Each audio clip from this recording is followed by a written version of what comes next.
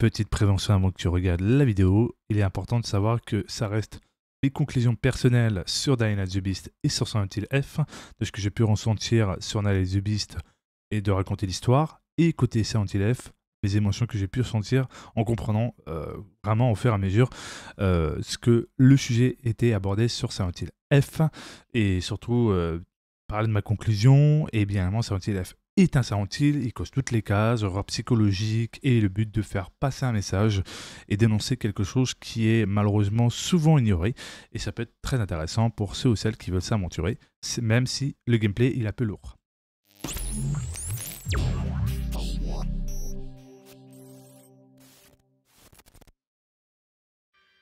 Eh bien, bonjour à tous ou bonsoir à tous, c'est Monsieur Kazetra, se retrouve pour une nouvelle vidéo où je vais donner mon verdict sur Dying Light the Beast et Silent Hill F. Alors, donc là, on va changer pour une quête bien plus intéressante. Journal, je vais plutôt celle-ci. Rien que pour ton esprit. Allez, direction la ligne de départ. Bonne chance. Ok, donc alors ce Dying Light the Beast, à qui il peut intéresser et qui touche. Alors, certains te diront que c'est un DLC. On peut penser ça. Alors, Dying Light the Beast, c'est un mélange entre le 1 et le 2 dans sa mécanique et surtout aussi sur le côté jour-nuit. Jour-nuit, côté plus dynamique, donc côté Dying Light premier du nom. Alors, niveau histoire, alors, à quoi il rejoint en fait ce Dying Light the Beast? Dying Light the Beast rejoint en fait tout simplement la suite logique de, tout simplement du DLC The Following du premier. The Following, ou bien évidemment, Kalkren continuer dans son aventure à chercher une autre solution dans le premier par rapport à ce qui s'est passé dans la trame principale du jeu standard, et que le DLC The Following ajoutait encore plus de profondeur dans ce que Kalkren allait faire comme décision. Donc voilà, vous voyez à peu près les choses les plus simples. Alors, concernant Dying Light the Beast, comparé au 2, le 2 qui est, je vais vous dire honnêtement, le Dying Light 2 avec Eden, c'est une autre histoire, et pour moi c'est plus qu'un spin-off, rien de plus, qui se base avec bien évidemment d'autres êtres humains qui ont été exploités pour enfin, tout simplement des expériences pas très catholiques, pour faire des surhumains, voilà, c'est ce que je cherchais le mot. Donc voilà. Et Eden, c'était pour rechercher sa sœur. Donc voilà, donc c'était pas Kalkren hein, dans Dying Light 2. Dying Light the Beast, c'est le retour de Kalkren. Donc qu'est-ce qui lui est arrivé pendant, je crois, 13 ans ou 14 ans, je sais plus exactement, au moins 13 ans je pense, dans la logique. Si vous avez fait Dying Light, enfin, Dying Light premier du nom avec The Following, vous comprendrez vraiment une des fins. Parce qu'il y a deux fins justement dans The Following. Si vous avez pris la fin un peu plus canon, vous comprenez un peu plus pourquoi il a disparu, etc. Si vous faites vraiment par la suite Dying Light the Beast.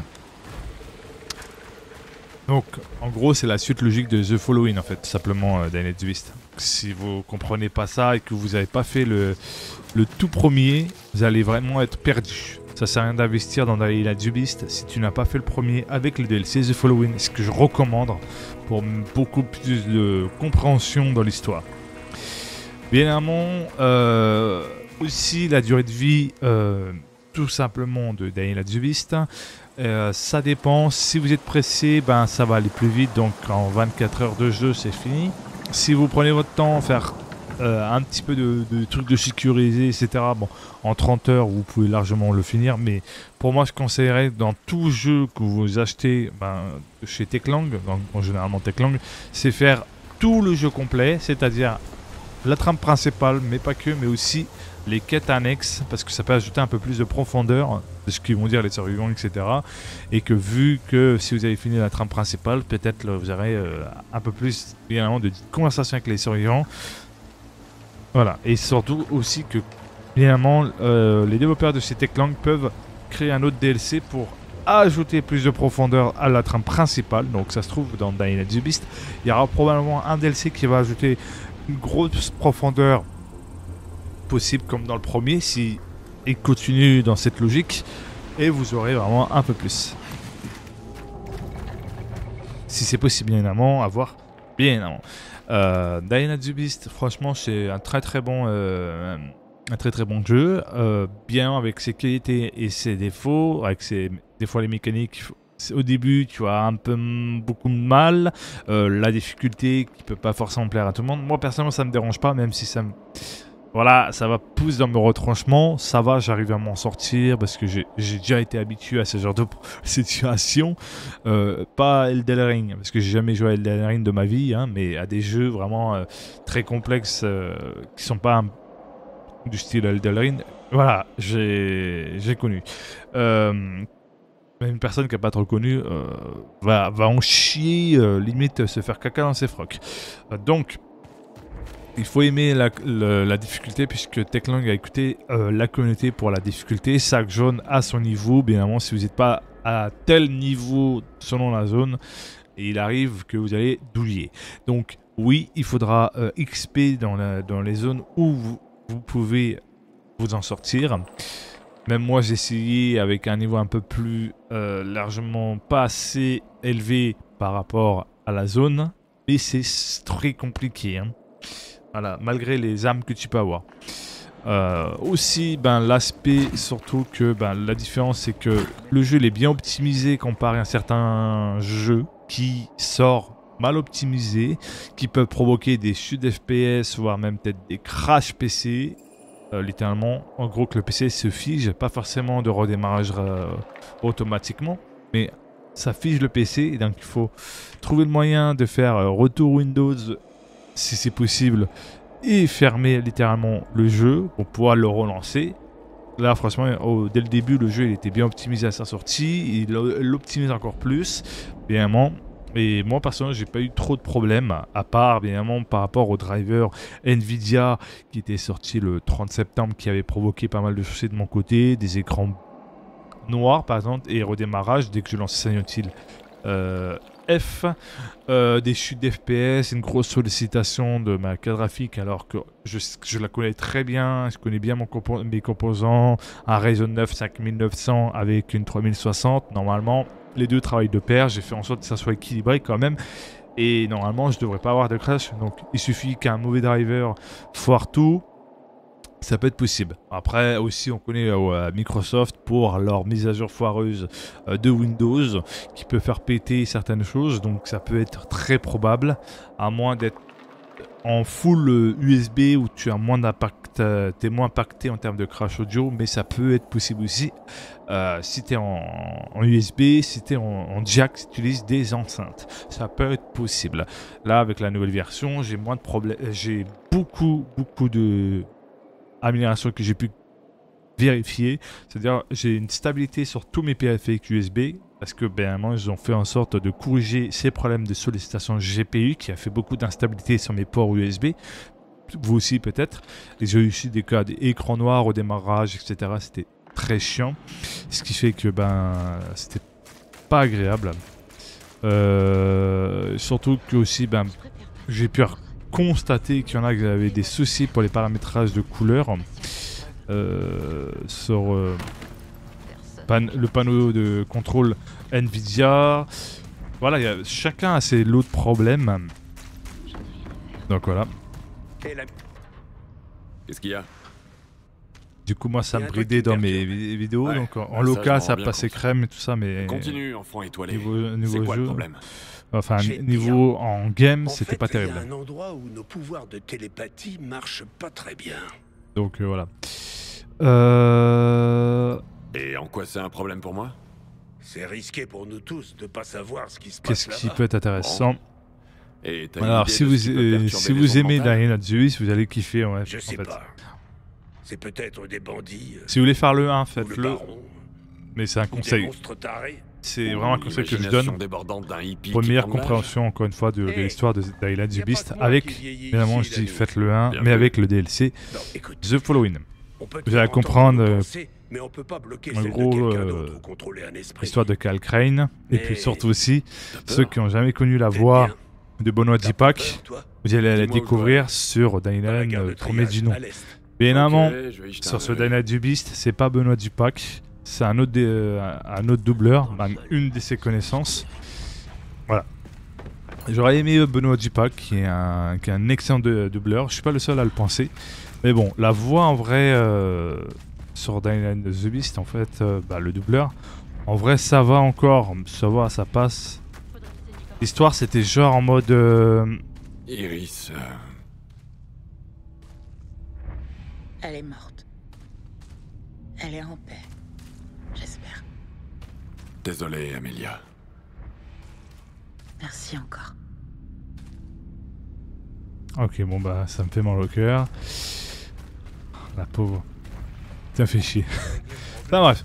Donc, en vrai, vous pouvez jouer en clavier, souris ou vos manettes, voilà. Après, c'est vrai que si vous n'avez pas fait le premier, c'est sûr que vous allez en chier. Donc là, vous voyez sur la zone de villa, donc là, niveau 11, je suis niveau 14. Hein. Donc c'est pour ça que je suis un peu plus serein. Après, le truc qui peut être chiant, c'est surtout les zombies qui te grappent. Oui, c'est chiant, mais bon, ça a toujours été dans tous les autres zombies. T'as toujours des zombies qui vont essayer de te freiner pendant ton avancement. T'auras des zombies plus chiants, plus costauds. T'auras des zombies un peu plus malins, un peu plus un peu style spécial qui sautent partout.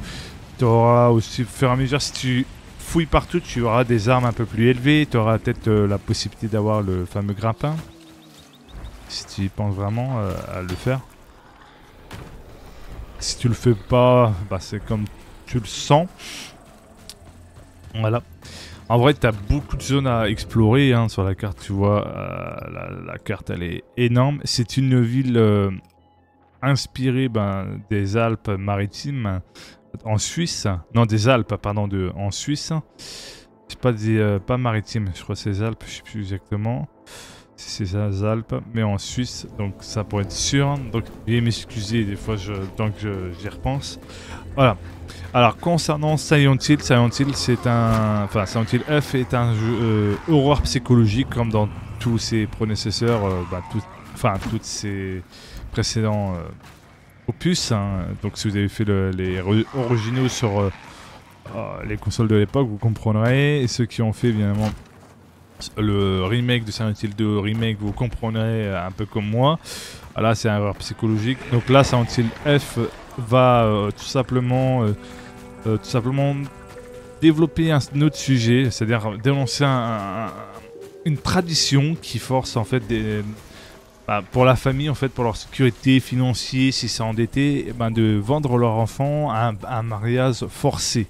Donc dans Silent Hill F, c'est ça ce que ça veut dénoncer. Sauf que pourquoi les gens n'ont pas aimé et disent que c'est pas un Silent Hill, premièrement parce que ce n'est pas comme dans les autres opus à l'américaine, etc.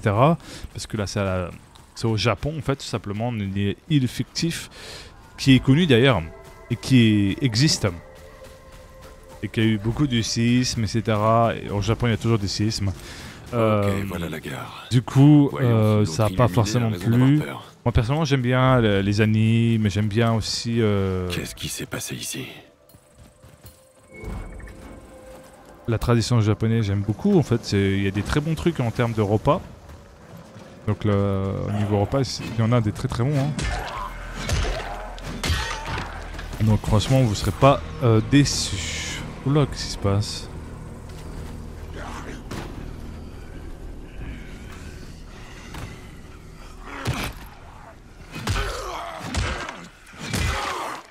Voilà. Qu'est-ce qui se passe ici? Voilà.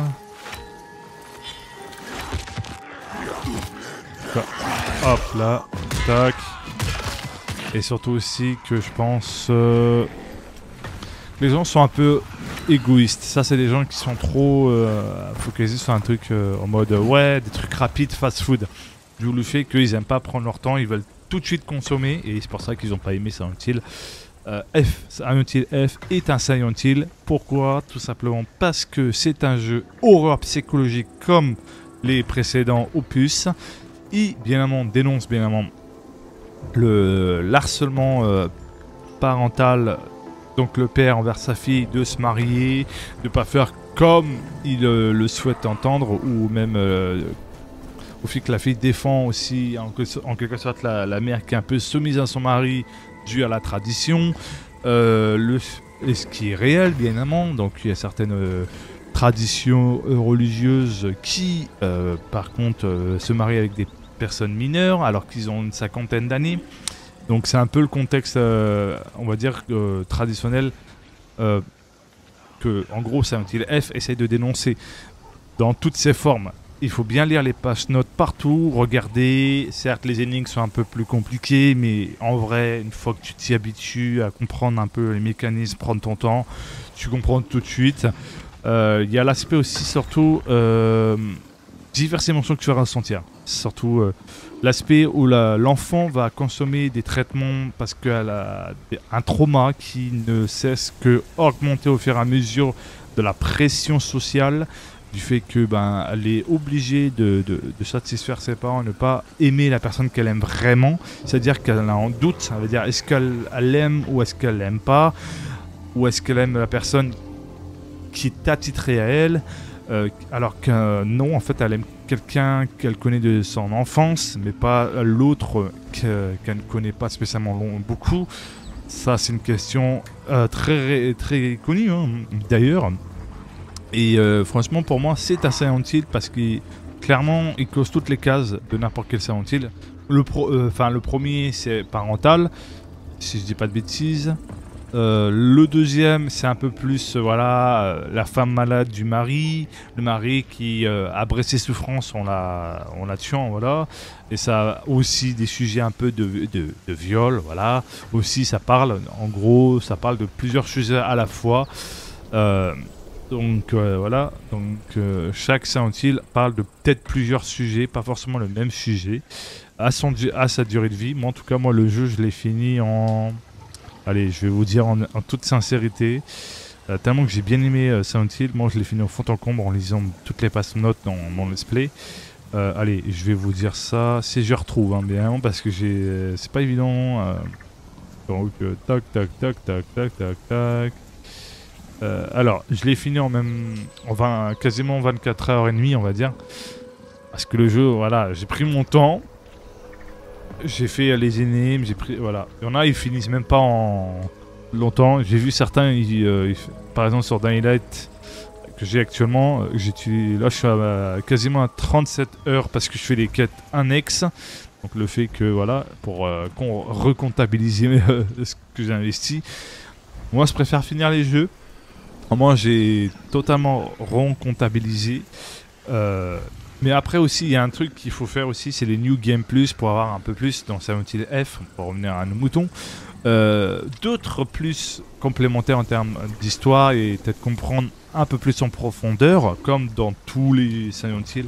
Tu as toujours cet aspect où il faut vraiment aller plus en profondeur pour comprendre l'histoire bien évidemment. Tu peux avoir des scènes avec des phrases différentes, tu peux avoir différentes fins, soit la fin canon, soit la fin moins canon, soit la fin que tu adores aussi. Il y a différentes fins selon les goûts de chacun et de chacune. Et personnellement, je remercie énormément à une personne que j'apprécie beaucoup, c'est la poteau, tu vois, la famille, tu vois, qui m'a fait découvrir, comme beaucoup d'autres d'ailleurs, Silent Hill, les originaux en stream. Du coup, moi j'ai pu découvrir en tant que spectateur. Puis après, quand il y avait Silent Hill 2 Remake, je l'ai fait. Quand il y avait l'annonce qu'elle avait parlé justement pour Silent Hill F qui allait sortir, je suivais au fond de compte parce que ça m'intéressait de voir. J'ai apprécié, hâte de faire le remake du Silent Hill premier du nom parce que je ne l'ai pas fait. Voilà, donc en soi, ça peut être très intéressant. Je suis quelqu'un qui apprécie beaucoup, même si j'aime pas trop l'aspect de remaker certains jeux. Voilà, quand c'est des vieux jeux il y a 20 ans, à la rigueur, oui, comme Silent Hill, pour redonner un peu plus de jeunesse, ok, mais il y a des jeux vraiment où vaut mieux pas les remaker parce que ça détruit l'original. Ça, c'est clairement vrai.